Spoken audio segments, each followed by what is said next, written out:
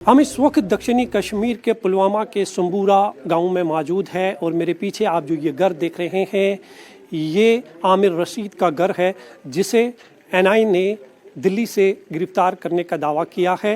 हालांकि Delhi car blast जो 10 नवंबर को हुआ था, परिवार का ये कहना है कि तब दोनों भाई घर में मौजूद थे, उमर और आमिर, और जम्मू कश्मीर पुलिस ने उनकी गिरफ्तारी अमल में लाई थी। हालांकि 2 दिन के बाद जो उमर रशीद है उनको जम्मू कश्मीर पुलिस ने रिहा कर दिया था क्वेश्चनिंग के बाद, लेकिन आमिर को रिलीज़ नहीं किया गया क्योंकि ये माना जा रहा है कि दिल्ली कार ब्लास्ट में जिस i20 कार का इस्तेमाल किया गया था वो आमिर के नाम पर खरीदी गई थी और दिल्ली में जो कार ब्लास्ट हुआ उसमें आमिर ने डॉक्टर उमर की पूरी मदद की थी।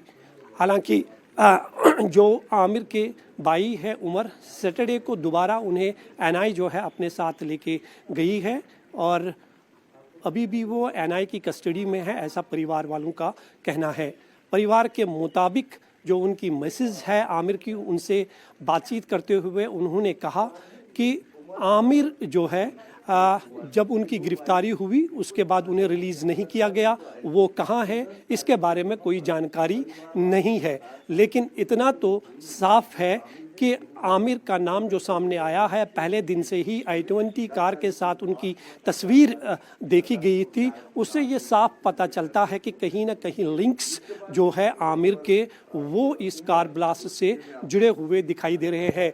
परिवार वालों का ये भी कहना है कि अक्टूबर के महीने में आमिर ने कहा था कि वो पहलगाम जा रहे हैं और वो 1 हफ्ते तक पहलगाम में थे, ऐसी जानकारी हमारे पास है। दिल्ली जाने की कोई बात नहीं हुई है, लेकिन ये माना जा रहा है कि अक्टूबर के महीने में ही आमिर और उमर नबी की मुलाकात हुई थी और तभी शायद ये कार जो है i20 खरीदी गई थी जो आमिर रशीद के नाम पर थी और 10 नवंबर को उसी में विस्फोटक रख के दिल्ली में एक बहुत बड़े हमले को अंजाम दिया गया। तो कहीं ना कहीं अब ये तस्वीर जो है धीरे धीरे साफ हो रही है कि जो नाम सामने आ रहे हैं कि कितने लोग ऐसे हैं जो इस कार ब्लास्ट में मुलव्वस है। तो ये अब तक की सबसे बड़ी गिरफ्तारी मानी जाती है दिल्ली कार ब्लास्ट के बाद, जिसमें आमिर रशीद का नाम सामने आया है। आमिर रशीद का भाई जो उमर है वो अभी भी एनआई की कस्टडी में है। आमिर के परिवार के मुताबिक अक्टूबर के महीने में आमिर 1 हफ्ते के लिए पहलगाम चला गया था, उसके दिल्ली जाने की कोई जानकारी नहीं है। अब ये खबर आ रही है कि जो उमर है, उमर छोटे भाई है कि बड़े हैं? बड़े हैं और आमिर छोटे हैं। आमिर अली जो है आमिर रशीद के बारे में कहा जाता है कि उन्होंने ही दिल्ली ब्लास्ट में डॉक्टर उमर की मदद की थी, इस तरह से एनआई का रिपोर्ट आया है। हमें वो मालूम नहीं है। वो दिल्ली गए थे कभी गाड़ी खरीदने के लिए? नहीं, इस तरह का कोई नहीं हमें, लेकिन वो पिछली बार गया था, उसने बोला हमें पहलगाम जाना है, लेकिन हमें उसके बारे में कुछ नहीं पता है। कब गए थे पहलगाम बोला था? उन्होंने बोला था, तारीख मुझे पता नहीं है कब। मतलब यही सितंबर के आसपास कौन सा महीना था जब पहलगाम, या अक्टूबर में? अक्टूबर में शायद। अक्टूबर में। कितने दिनों के लिए पहलगाम गए थे? 1 हफ्ता शायद। 1 हफ्ते के लिए शायद।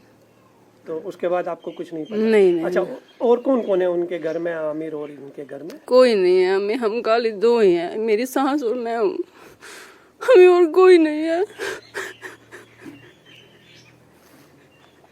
खाली 2 भाई थे। खाली 2 भाई। प्लीज हमें छोड़ दीजिए उसको। आमिर क्या करते थे? आमिर प्लम्बर थे। प्लम्बर। कितना पढ़े थे आमिर? मुझे नहीं पता, शायद वो अंडर मैट्रिक थे।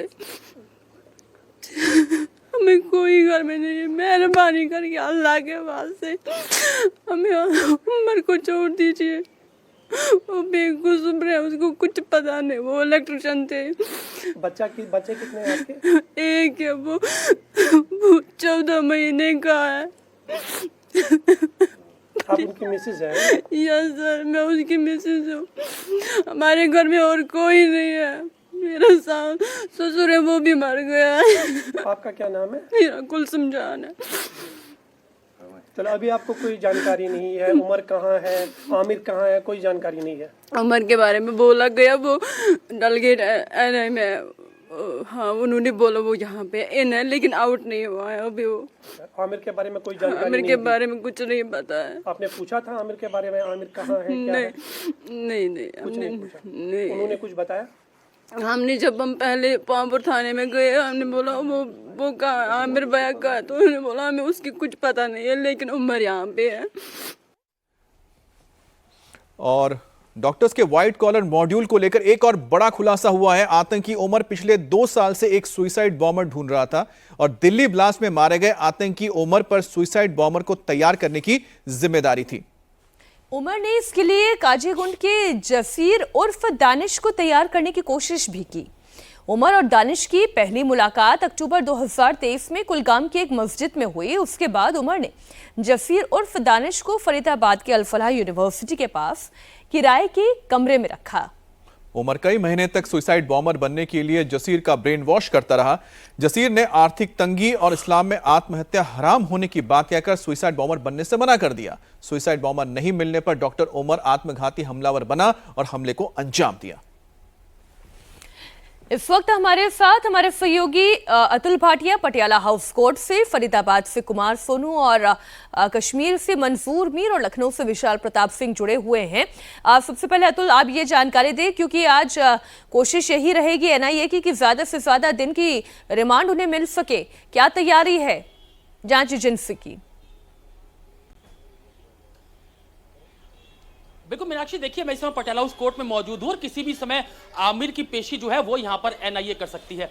मैं यहाँ पे विजुअल आपको दिखाऊं किस तरीके की सिक्योरिटी जो है वो पटियाला हाउस कोर्ट के बाहर लगाई गई है। आरएएफ और सीआरपीएफ की तैनाती जो है वो कोर्ट के बाहर की गई है। जब एनआईए आमिर को पेश जो है वो कोर्ट में करेगी, यूएपीए का मामला जो दिल्ली पुलिस ने रजिस्टर किया था उसको टेक ओवर जो है वो एनआईए ने किया है और एनआईए ने पहली गिरफ्तारी इस पूरे मामले के अंदर आमिर की है। आमिर वही शख्स है जिसके नाम पे I-20 गाड़ी थी जिससे लाल किले के बाहर जो है वो उमर ब्लास्ट करता है, डॉक्टर उमर, और जिसमें 12 लोगों की मौत हो जाती है और 30 से ज्यादा लोग घायल हैं। तो फिलहाल किसी भी समय अब एनआईए जो पटियाला हाउस कोर्ट की विशेष अदालत है, स्पेशल कोर्ट, वहां पर आमिर को पेश करेगी और आमिर, क्योंकि यूएपीए का केस है, इसमें लगभग 1 महीने तक का रिमांड जो है वो जांच एजेंसी एनआईए को मिल सकता है। तो पूरी कोशिश, क्योंकि अभी तक जो इन्वेस्टिगेशन एनआईए ने की है, एनआईए हमने देखा कि पहले दिन से ही स्पॉट पर मौजूद थी लाल किले पर। अतुल, जाहिर सी बात यह है कि अब जब इस पूरे मामले की इन्वेस्टिगेशन कर रही थी, अब जब कोर्ट के जरिए आमिर की कस्टडी मिल जाएगी, उसके बाद आगे जब पूछताछ होगी तो और भी बहुत सारे राज खुलेंगे। लेकिन इस बीच लगातार इस पे एक्शन चल रहा है इस पूरे मामले पर। इसके जो तार है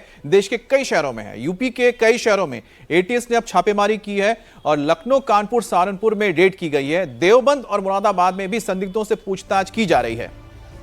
1 दर्जन से ज्यादा लोगों से पूछताछ हो रही है।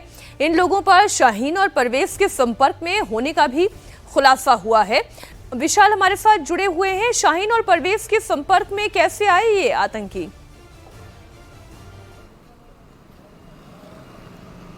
देखिए मीनाक्षी, ये पूरा जो मॉड्यूल है दरअसल वो व्हाइट कॉलर टेरर मॉड्यूल है। इसीलिए इस पूरे मामले में यूपी एटीएस बहुत फूक के कदम रख रही है और इसी संपर्क में लखनऊ के पारा इलाके से अगर बात किया जाए तो एक भाई बहन को हिरासत में लिया गया है और उनसे पूछताछ की जा रही है। इसके अलावा लखनऊ, कानपुर, सहारनपुर और उत्तर प्रदेश के पश्चिमी इलाके में कई सारे ऐसे शहर हैं जिससे मेरठ भी शामिल है, शामली भी शामिल है। वहां पर बाकायदा रेड चल रही है एटीएस की और एटीएस के पास इस बात की जानकारी है कि स्लीपर मॉड्यूल के तौर पर जो लोग काम कर रहे थे डॉक्टर शाहीन के लिए, डॉक्टर परवेज के लिए, जो कि दोनों इस समय एजेंसीज के कब्जे में है, उनसे लगातार पूछताछ हो रही है। तो जिन लोग की संलिप्तता सामने आ रही है, सिर्फ संपर्क में होने से किसी को पूछताछ के लिए नहीं उठाया जा रहा है, जिन लोग की संलिप्तता सामने आ रही है उनको बाकायदा उठाया जा रहा है, उनसे बाकायदा पूछताछ हो रही है और काफी सारे ऐसे एविडेंसेस आ रहे हैं जिससे साबित हो रहा है कि ये पूरा जो मनी ट्रेल है जिससे जरिए डॉक्टर शाहीन को 20 लाख रुपए जैशे मोहम्मद के जरिए भेजे गए थे हवाला रैकेट के जरिए, तो हवाला कारोबारियों का भी जो कारोबार है उसको भी बाकायदा यहां पर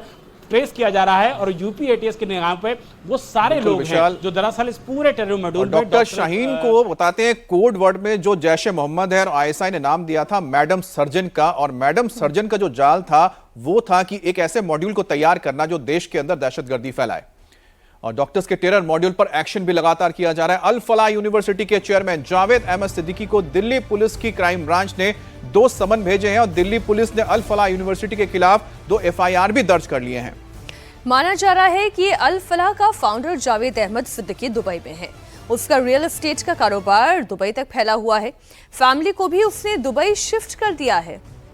और कुमार सोनू हमारे साथ मंजूर भी जुड़ गए हैं और मंजूर से हम पूछते हैं, मंजूर इस बारे में और आपके पास क्या जानकारी आ रही? कुमार सोनू से हम बात करते हैं। कुमार, अगर आपको आवाज आ रही हो तो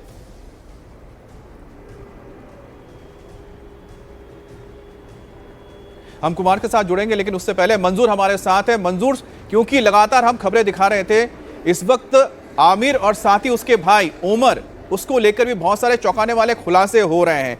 और क्या जानकारी निकल कर आई है? क्योंकि जिस तरह से एक पूरा नेटवर्क तैयार किया जा रहा था, जिसमें कि सुसाइड बॉम्बर भी कोशिश हो रही थी कश्मीर से लाने की, लेकिन वो उसमें मुमकिन नहीं हो पाया डॉक्टर उमर के लिए। ये पूरा का पूरा जाल किस तरह से फैला हुआ था?